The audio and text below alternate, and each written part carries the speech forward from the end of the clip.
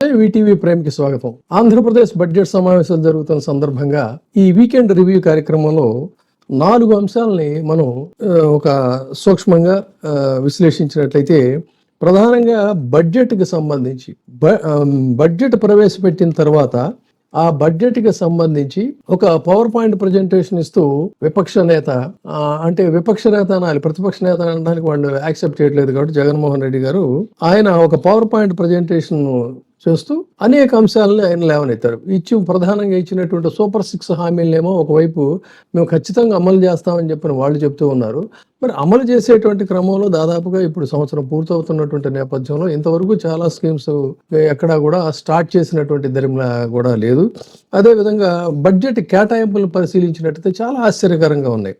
బడ్జెట్కి ఆ హామీలను అమలు చేయడానికి అవుతున్నటువంటి ఖర్చు ఎంత, వీళ్ళు చేసినటువంటి కేటాయింపులు ఎంత అనేటువంటి దాన్ని అంకెలతో సహా చాలా స్పష్టంగా జగన్మోహన్ రెడ్డి గారు ప్రజెంట్ చేశారు. వీరు అవసరమైతే దానికి సమాధానం చెప్పాల్సిన అవసరం ఉంది. ఆ సమాధానాలు ఏం చెప్పకుండా బుకాయించటం, ఎప్పట్లాగే ఎగతాళి చేయటం, ఓ సభకు రావయా, వచ్చినట్టయితే దాని గురించి మాట్లాడతామని చెప్పి అనడం, ఈ విధంగా ఎవరికి ఇష్ట రీతిలో వాళ్ళు అక్కడ సభలో ఎవరు లేరు కాబట్టి మనం ఏం మాట్లాడినా కూడా చెల్లుతుందనేటువంటి రీతిలో ఎకసెక్కాలు ఆడటం, ఇవన్నీ చేశారు. కానీ కన్స్ట్రక్టివ్గా అడిగినటువంటి ప్రశ్నకి కన్స్ట్రక్టివ్గా సమాధానాలు చెప్పినట్టయితే బాగుంటుంది.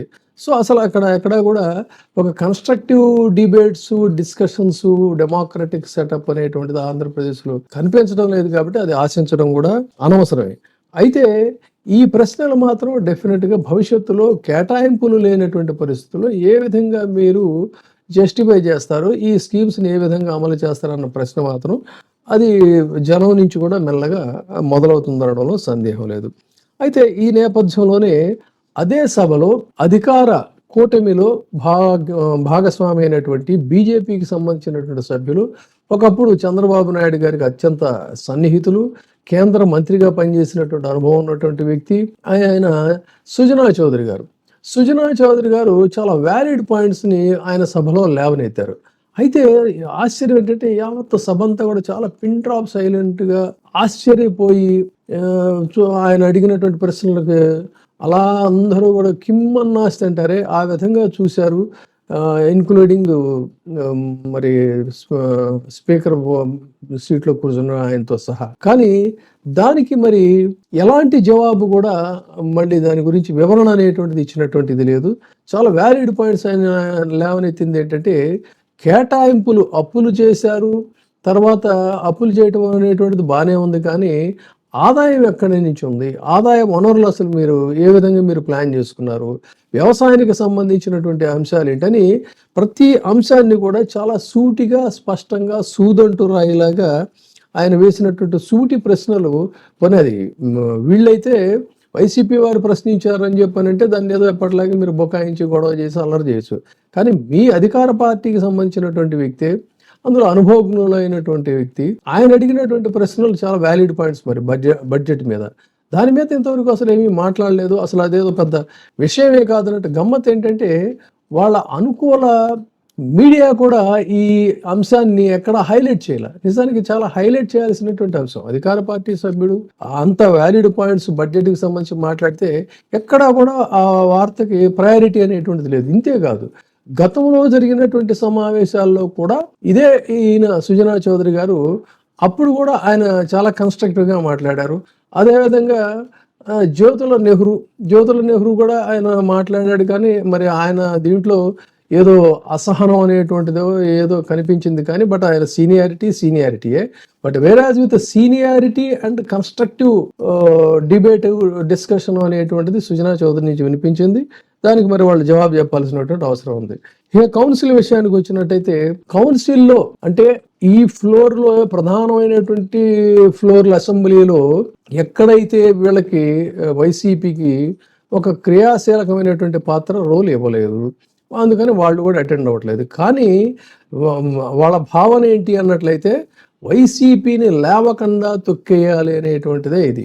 కానీ వైసీపీని లేవకుండా తొక్కేయాలనేటువంటిది లేదు. మోరోవర్ ఫ్లోర్లో కౌన్సిల్కి వెళ్ళినట్లయితే కౌన్సిల్లో చాలా కన్స్ట్రక్టివ్గా ఇద్దరు కూడా నా విపక్ష నాయకులైనటువంటి బొత్స సత్యనారాయణ, ఆయన సీనియారిటీ కావచ్చు, ఆయన ఉన్నటువంటి సబ్జెక్టు అవగాహన కావచ్చు ఆయన కానీ, లేదు అంత అనుభవం లేకపోయినప్పటికీ కూడా పాయింట్స్ అని చక్కగా డీప్గా స్టడీ చేసినటువంటి వరదు కళ్యాణి, వీళ్ళిద్దరూ కూడా కౌన్సిల్లో అధికార కూటమిని ప్రతి అంశం మీద కూడా నిజంగా అల్లల్లాడించారని చెప్పాలి.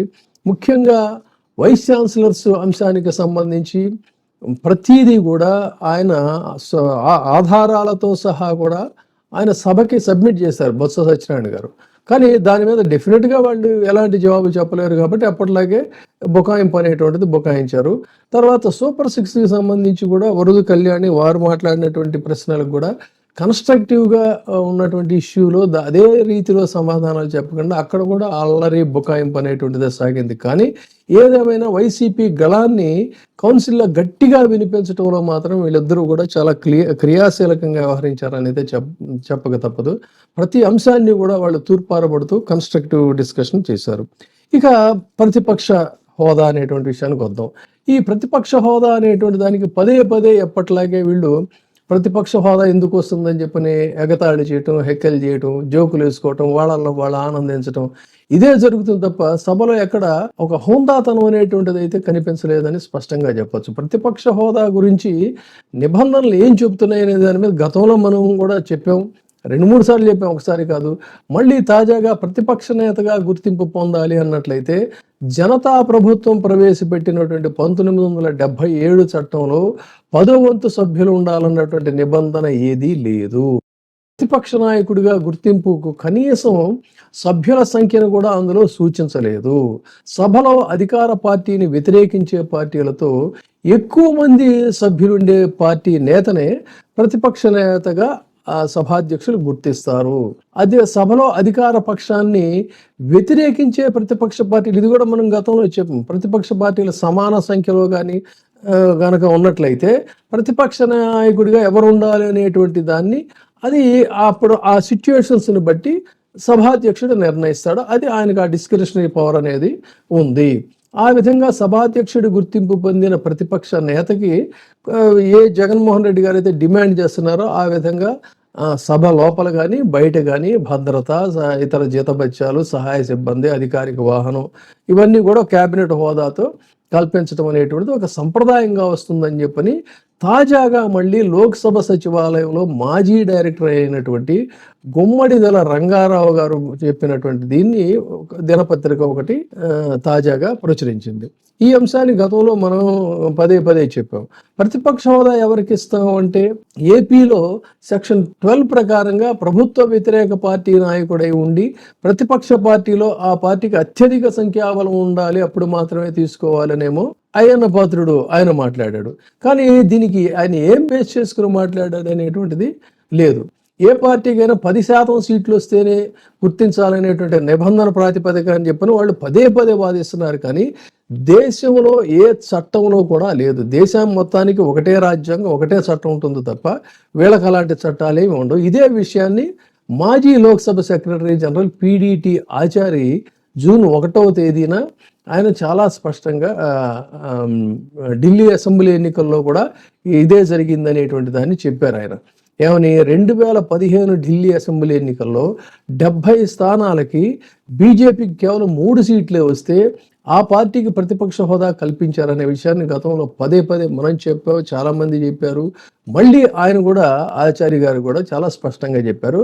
లేటెస్ట్గా ఇదంతా కూడా డీటెయిల్డ్గా ఇంతమంది మేధావులు, వీళ్ళు అనుభవజ్ఞులు, అనేక సభల్ని చూసినటువంటి వారు, అటువంటి వారు వీళ్ళు చెప్తూ ఉంటే వీటన్నిటినీ కూడా కాదని తొంగలోకి తొక్కి వీళ్ళు అడ్డగోలు వాదనలు చేస్తున్నారంటే ఇది మరి ఇదే తరహా డెమోక్రసీ అనుకోవాలో ప్రజలే నిర్ణయించుకోవాలి.